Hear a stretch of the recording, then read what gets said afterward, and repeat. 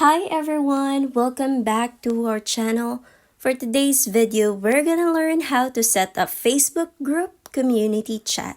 It's super easy, so let's get started. The first thing that we need to do is open the Facebook app on your phone. And from here, we need to make sure that we are in the Facebook group. So you just need to click on the menu located at the bottom right corner of your screen. Tap on it. And click on groups. So as you can see it here, this is my group. So you just need to click on that. And you've successfully in the Facebook group. Now from here, you need to click on chats.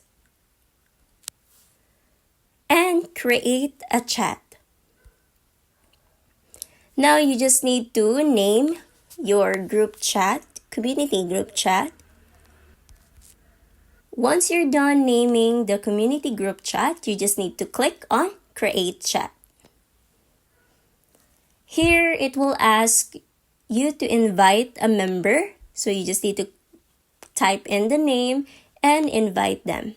So we'll just need to skip this part. And there you go. You already created your Facebook group community chat. And if you find this video helpful, don't forget to click like, subscribe, and click that notification bell for more videos like this. Thanks for watching!